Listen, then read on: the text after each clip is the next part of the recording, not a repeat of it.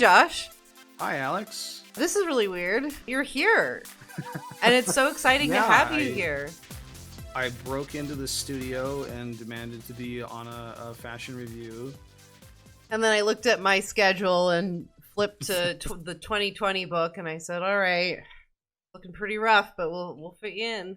For those of you who don't know, Josh is the host of Spoiler Warning, which is a show that's been on YouTube forever. Long-form Let's Plays of video games. I'm also a part of that show, and also Mumbles is a part of that show. I messaged you, and I was like, okay, Josh is a nerd. And he's a history nerd, so obviously he loves mythology, I assumed. So I was just like, all right, Josh, I didn't even ask if you knew mythology. I was just like, okay, scale of like 1 to 10, what's your expert on mythology, Greek mythology? And you gave me like a 4, and I was like, yeah, shit. In retrospect, it was actually probably lower than that. I had that conversation like early last week, I think, and I decided, well, okay, I gotta, learn about Greek mythology. So like, I like history. And when it comes to like the political history of Greece and Rome, I'm decent, but because I'm self-taught, I didn't go to school for history. I went to school for computer science, and that did not work out. There's like big gaps in my knowledge that are just kind of things that I haven't, read. So I don't really have any structure to it. So I decided, okay, well, I can go and learn about Greek mythology. So I went and found a 13-hour-long college lecture series on Greco-Roman mythology and shotgunned that in like 5 days. So did you enjoy doing that? Oh yeah. I love listening to, there's a thing called the Great Courses, a website company called the Great Courses, and they do these college lectures in audiobook form. You can get them on Audible, and there's also a website. And I'm saying this, I'm realizing, well, they actually do endorsements, and so I guess I just gave them free advertising. Yeah, I was gonna say, we are not sponsored by Audible, even though everybody else is. But I find that it's really easy to listen to audiobooks and audio lectures when I'm doing stuff that does not require brain power, like cleaning house and stuff like that. So I went through all of that, and I now would say that I have a somewhat better general overview of Greco-Roman mythology with some specific anecdotes I can hopefully bring in here. I have been playing Hades for quite some time. I love all the Supergiant games. This one is just especially striking because of how many characters there are and how well designed all the characters are. We are getting so many different styles. We're not even going to be able to cover them all. We had to do like a pruned list. And we didn't want to cover stuff that was endgame because 1.0 just came out. Even though it's built upon the mythology of the stories, we obviously know, not really spoilers, but I always think for this show, especially costumes and designs are always kind of spoilers. Yeah, definitely. I should mention, the thing I didn't do when researching Hades and Greek mythology is actually play Hades. So it's on my list. My list is really long. I actually have it installed. I just haven't gotten around to playing it. So I'm looking at this with no experience with Hades beyond watching the trailers. You're fine. You're coming in with so much knowledge. Let's start off with the main character, Zagreus, who is the son of Hades and Persephone. That's not really a spoiler. That's just how it is, and he's your main character. And we also want to talk about Hades together because their outfits are very similar. Right. Yeah. So you've got kind of one arm open toga kind of thing, but Zagreus has it on one side, Hades has it on the other, and they have the sort of similar wreath crown and vaguely skull motif like with the pauldron. Zagreus is actually not a character that really came up in my in the course I went through, so I know very little about him beyond the Wikipedia summary description of him. Hades himself is the brother of Zeus, who was given Tartarus, and this is where kind of Greek mythology gets a little weird, is that Tartarus is a god, but also he's the underworld.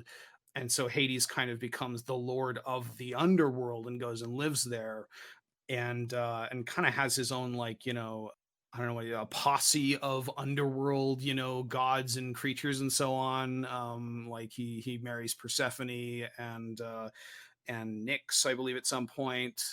And I think there are a few other ones. And so, from what I understand, the perspective of this game is very much like you are Zagreus. You're trying to leave Tartarus, or the underworld, which is not something that most people can do, even gods. And Hades is just kind of like mocking you the whole time. Yeah, that would be pretty correct. I've seen it described as like, the underworld drama, family drama. So Yeah. you're kind of like the angsty, not angsty. Yeah, you are pretty angsty. Angsty younger son who's kind of just like more motivated, rebellious, and Hades is all powerful and knows it, and he sends his minions after you, and it's really about him negotiating between both sides of the families, right? Because you have Hades and his goons, but then you also have Zeus and the gods from Olympus as well. So you have kind of like the good ants, the bad ants, the like Yeah. the cousins, the whatever. So it's like a whole family, reunion, really going on in and the background.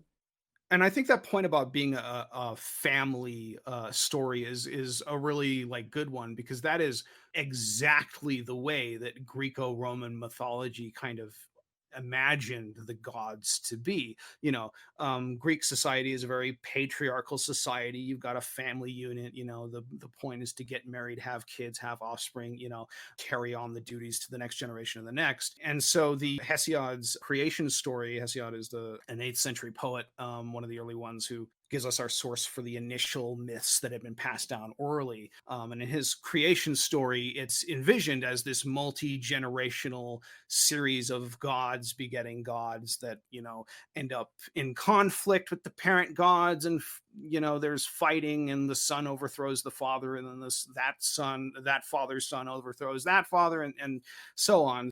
This would be a very familiar thing to probably the Greeks of the classical period, the way that it's framed here. Keeping that in mind, I think then going forward with how the gods are depicted in this story, we can sort of see how variations or slight variations of the costuming play into those familial connections. So it just makes sense that Zeus and Zagreus in this story would be wearing similar clothing, because you are drawing on this sort of like traditional form of storytelling where those costume choices plays into the role, especially because so much of this storytelling was done even through like visual depictions. Yeah, of course. It makes sense that Zagreus looks like younger Hades, with a less opulent, less, decorated and prestigious clothing and ornamentation. Even something as simple as the fact that his facial hair is so long and like drapes over him Hmm. is just like the symbol of age and wisdom that he doesn't have. He's got like the short hair, it's kind of like a little messy, and his are like very particularly molded tendrils, black tendrils. Yeah, you do get that kind of thing where there are the gods. All the gods are immortal. That's actually a like an inherent characteristic of the gods, which is why going to the underworld is a very risky prospect for gods. Gods don't tend to want to go to the underworld because gods cannot die. So if they go to the underworld, well, that's kind of like a god going to death. Obviously Hades is kind of an exception to that, but, like, the whole thing with Persephone is that she goes to the underworld, and the feeling is that Demeter has, her mother has, is like, oh, Persephone's dead. So the gods are like, there's a set of gods who are mature and older. You've got Zeus, Hades, Hera, and then the gods who are their children, who are younger, and they've just kind of stopped aging before they hit that mature phase. And it kind of plays into this whole family dynamic, you know, that like Zeus is never going to get overthrown, but there's still this, like, Zeus is the father, the patriarch, and he has his kids, and his kids quarrel with each other and quarrel with Zeus, and Zeus quarrels with them, and all that kind of stuff.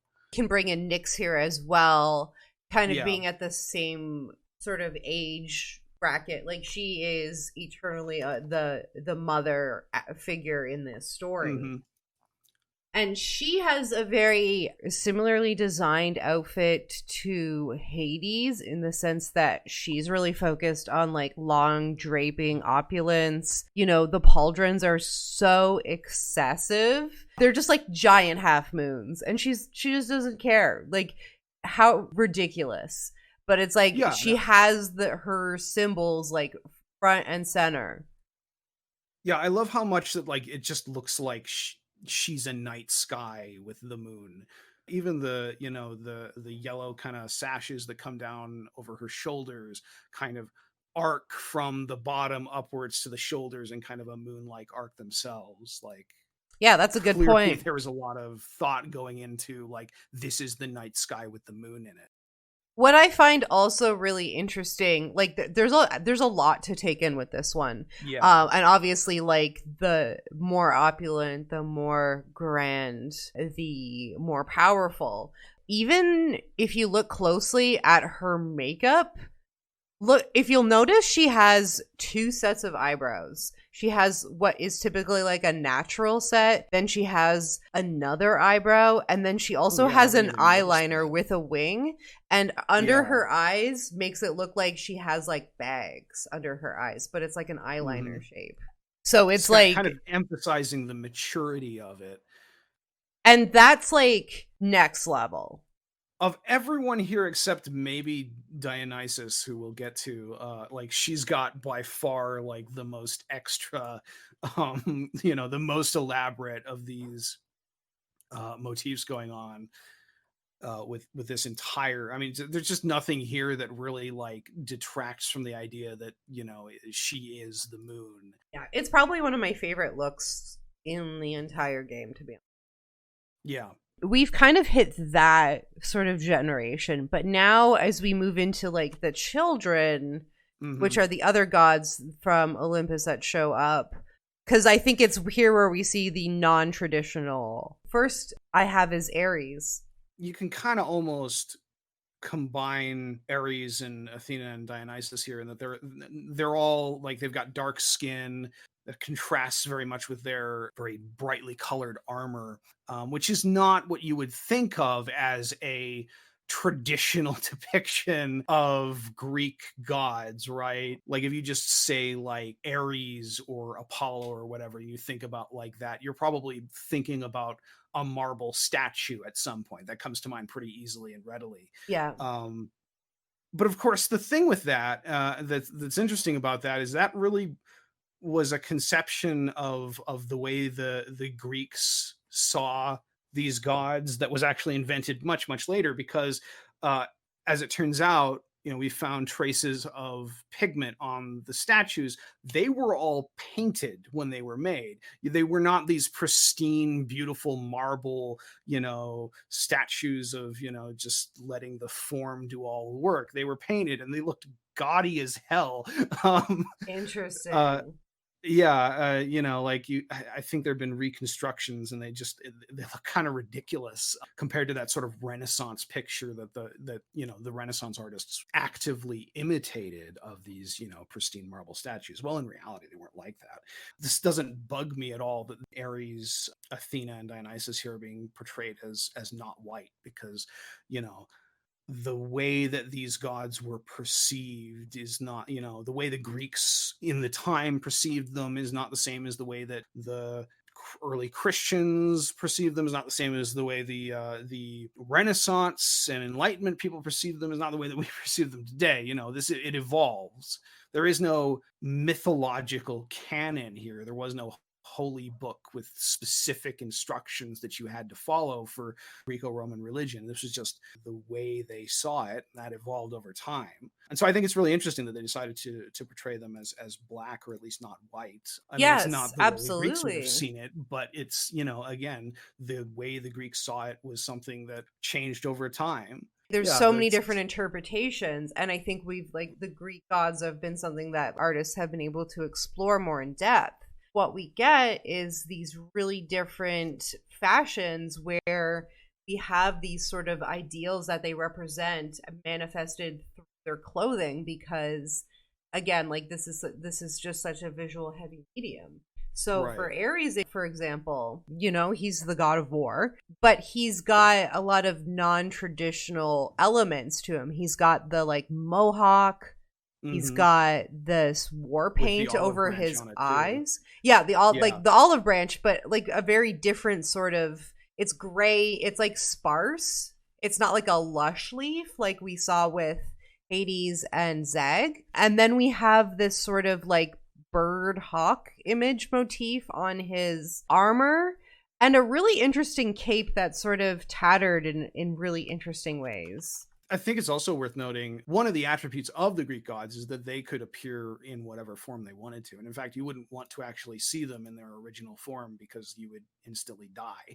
Um, Just like a big uh, ball of light. yeah, like literally. In fact, Dionysus's mother, human mother, gets incinerated because she gets Zeus to reveal himself to her in his true glory, Whoops. which is far too much for any human to withstand. And yeah, so like Ares has this really interesting armor motif. He's got a Corinthian helmet, but it's got it's got a big gash in it, and I don't actually know the significance of that. I just think it's interesting. Like, this is a guy who's clearly seen fighting. He is the manifestation of war, so of course he has. And he's got I believe that's called a xiphos or a siphos or something. A sort of a Greek kind of saber sword, kind of a curved sword. So Athena is also a god of war. Ares is kind of like the brutal, untamed aspect of war, which I think this really reflects when you compare it to Athena, who we may as well just throw up on the Yeah, screen at this absolutely. point, Yeah. who is very dignified in her stance. And then there's Ares, and he's not really standing up straight. He's kind of slouching a little bit. He's looking at his sword. His cape is all tattered. His helmet is worn and battered. And yeah, I think it's great. Athena is literally like more, we were talking about statues, but she is standing like very Oh yeah. statuettes, posed in this very sort of unnatural way, as opposed to Ares, who's like just kind of standing there. I would say that this is actually, as these go, this is a pretty close to classical depiction of Athena, because she was Zeus received a prophecy that his wife would bear a son who would overthrow him. His wife was already pregnant with Athena, so and this is where it gets weird. He ate her, but not in the sense that like it was trying to kill her. Like, gods can't die. So he took her into his body, and her name, I forget what her name is in Greek, but it is literally the Greek word for wisdom. There's a lot of goddesses that are just like Sophia is the goddess of knowledge. I forget. So he took wisdom into himself, who was already pregnant with Athena, and then to allow Athena to be born but keep his son from ever being conceived, he gets Hephaestus to get a big axe and smash open his head, and Athena pops out in full armor, and she's this incredibly dignified figure, very rational, and intelligent. The son that would overthrow Zeus is never born as a result, which is like one of the only times anyone, even the gods, managed to avoid a fated prophecy. And so Athena has these sort of like what would be considered fairly male characteristics to the people of the time. She's got armor. She's a goddess of war. She's carrying around weapons and stuff. And I think that this depiction really reflects that notion that she's this very, she's a lady of war in this depiction, right? She's got that like incredible big plume coming out of the helmet, and she's got an owl on one hand. I think it's interesting because it's not particularly masculine or feminine in my opinion. I mean, I guess the colors, the light pink and the lighter blue and purple kind of make it a little bit more feminine, but I would say as far as armor go, isn't like highly sexual as compared Oh to the yeah, of other course. depictions. Not that's what she represents at all. That's not her thing. Right. Yeah, and I don't mean that like the modern interpretation of Athena is particularly masculine, but like at the time, the idea, if a normal woman in Greek society ran around wearing armor and carrying a shield and they wouldn't really know what to do with her. That's a very like, that is a male role in the very patriarchal, male dominated Greek society. And it's always been interesting to look at their gods and go, well, their gods don't really play by those rules. But that doesn't necessarily mean that their society was any better than it was when it came to these very misogynistic ideas about women in general. But yeah, I think that I really like Athena's design here, even though it is not incredibly atypical. Yeah, and I mean not all of them have to be extremely different. I think that there's some here that we're not even going to talk about that are so typical. Like there's some notable things. Like it's nice that Hermes is depicted as Asian.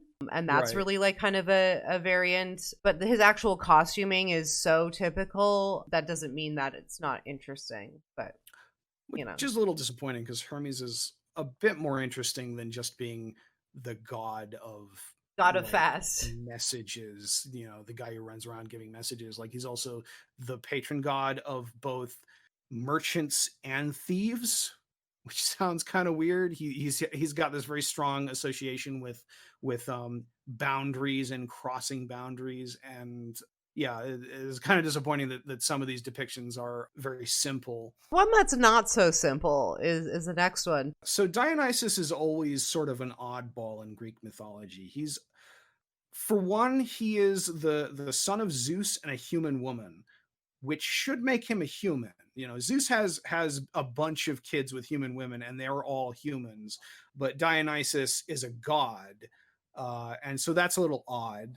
And the explanation for that is, like I said, Dionysus's mother, while she was pregnant with Dionysus, got Zeus to was tricked by Hera, who hates it when Zeus is going off and having affairs with other human women, was tricked by Hera to get Zeus to reveal to himself in his full glory as he would be on Mount Olympus to her, and she gets incinerated. Well, he takes Dionysus, the yet unborn embryo of Dionysus, and implants him in his thigh, and then later gives birth through his thigh to Dionysus, who is now a god rather than a human. Any sort of nonsense that comics takes for explaining things, it comes right from this. Oh yeah, it's actually I think that if you want to really understand how Greco-Roman mythology worked and how like polytheistic religious mythology in general works, it's not unlike the way that we treat things in like the Star Wars expanded universe or comic books or something like that.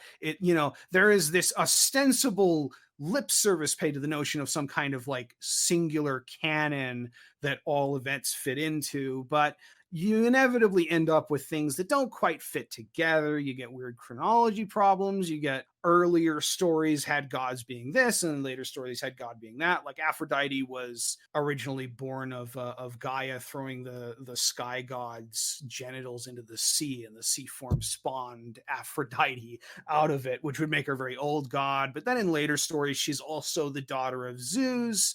So, there's like an evolution of the way people thought about this and the way people told stories, and stories would be reinterpreted and changed and elaborated upon over the centuries. You can't find a single canon for any kind of mythology because it just didn't exist. That's not how it worked. The backstory of Dionysus, does that explain why he is so promently thigh heavy in this picture? Oh, maybe. He's got the thigh strap. Yeah. But it's like he is quite revealing here. I am really interested in the animal print. So he's the god of wine, and in general the god of like things that grow wildly and quickly, which grapes are kind of, grapes are a vine. They kind of just grow up and they don't really pay attention to like, oh, we need a trunk or something. They just grow wherever they want and they grow pretty quickly. But also And the also, wildness because of the hunting. right, one of his key characteristics is kind of the god of like madness. The kind of madness that's brought on by intoxication and Hmm. powerful emotion and stuff like that. And so like having a leopard print cloak, I think, is probably playing into that idea that like he's not in a palace somewhere with a silk robe or something. He's wild. He's got this animal skin, and Hmm. he's covered in you know vines and grapes and stuff. He's got like a stick, as It, his it staff. is that hops on the top? It might be. I feel like that looks like hops, but I could also be an egg. I don't remember when hops got introduced I into was gonna beer say they didn't making. have beer back then. Oh no, they had beer. They Well, did? they didn't. Beer was invented like probably before, well before history was written down. Anyway, I don't think it was very popular in Greece. Greece was very much about wine. That's a mystery. Someone in the comments help us out with this one. I I do like how he's got rosy cheeks. He's drunk. He's Yep, intoxicated. he's That's appropriate. participating. He's got his Yeah. concoction. Mm-hmm. So then I have two that aren't gods, but I really wanted to talk about anyways because they're good characters. And Orpheus Eurydice and you're and yes. Orpheus. Yeah. And I'm kind of like putting them together because they're like they're little like B plot characters. Eurydice is a character that stood out the most for me simply because they took a lot of efforts into incorporating indigenous style. Like we Mm-hmm. have all these different tattoos. We have this sort of afro that is like a tree. Yeah. What? Like that is like so cool. And then we have Eastern elements. We've got like a sort of obi style that's like Mm-hmm. all plant print and like furs and acorns. Like there's a lot going on here. Eurydice, so she's Orpheus's wife, and she dances in the meadows. And one day she's pursued by this guy and steps on a viper and is bitten and dies. And so Orpheus has to go into the underworld to get her back. So I think that's where the nature association comes in with the tree and the acorns on her belt. Even like the way that the like reflected light is depicted on like her left hand and her back, like it looks a bit like she's her skin's maybe like bark in the right light. Yeah, it does. um Like even look at her hair, right? Like her hair is a yeah, tree that is like grown into her head. And her arm has like bark sort of. yeah, exactly. And then also what I think is really cool is she's got ears with regular hoop earrings, but then she also has leaves that kind of hang down that look like Hmm. additional pairs of earrings.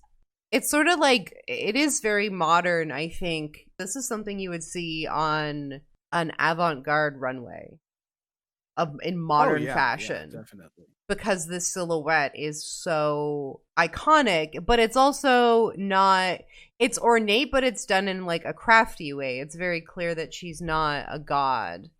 She doesn't have Right. jewels. Everything is probably like you would assume like hand dyed, handcrafted, hand woven. The tattoos, that kind of stuff. Yeah, it's definitely distinct from all the previous depictions of gods who all kind of have crowns of some sort or another, and they've all got jewelry and that kind of thing. Even Dionysus has like the grapes that are almost like dark rubies or something. Yeah, and he's got some ornamental elements to him for sure. Orpheus I find interesting because they're a musician, but they have this really elaborate harp. Yeah, so the thing with Orpheus is he's like the greatest musician who ever lived. So Eurydice dies and Orpheus is just, heartbroken, and he plays this very, sad song that just like, even the gods are listening in. And so eventually they decide that he can go to the underworld, which you are not really supposed to be able to do, and bring her back. And he does this, and he goes to the underworld. And there's one stipulation that, and this should sound familiar to people who know anything about biblical stories. There's the stipulation that he has to get her and then go back across the river Styx, not look back at her until she's on the other side. And of course, he gets her, and as he's bringing her back, he looks back and sees her in her, decrepit dead form, and then she's whisked away into the underworld, and he can't get her back again. Presumably, if he's in the underworld now, this is after Orpheus was later killed, but that's the story of Orpheus and Eurydice. And of course, like the biblical parallel, Lot looking back and seeing his wife, and she gets turned into a salt pillar. I imagine there must be some crossover there. Absolutely. Like, that's a classic story. And Yeah. so I think that completely contextualizes the look we're seeing here, because we are getting essentially a corpse. And we have this sort of, but I think we're getting like, it's a very androgynous representation, because almost accidentally, because we have this depiction of a aged, like, dead person who has long nails, long hair, high cheekbones that are sunken in. But that's also kind of a stylish thing to have the high cheekbones pronounced. The eyes and the eye makeup, the way it's done, is like very, it looks like tears. Yes, but it's and like this dark lip. It's a very feminine depiction, and I think it's done intentionally.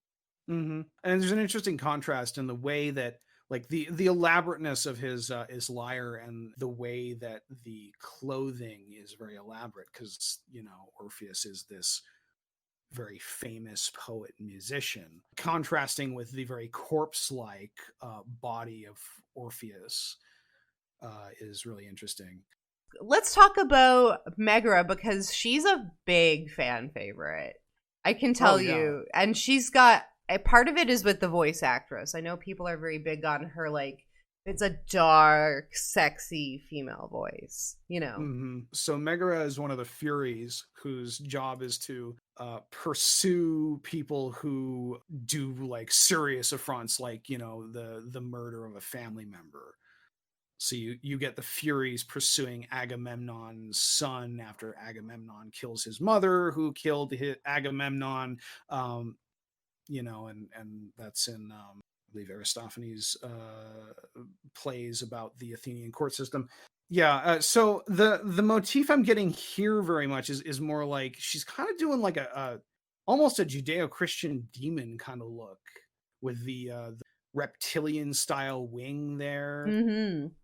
And there's the three of them, and they are in the game. I picked Megara because she's the sort of like the main one that you encounter in the story, and they're all wearing pretty similar outfits, but they all kind of look like this. What I think is really interesting is we do get some, what I think is like very modern touches on this design. Specifically, I wanted to point out, first of all, the high ponytail with the like bang across the front is like, that's to me very modern. I cannot recall seeing a Greek depiction of such a hairstyle. Right. Maybe they did it, but I don't remember anyone that has. The pink lipstick and nail polish, the like bright neon pink, which I love.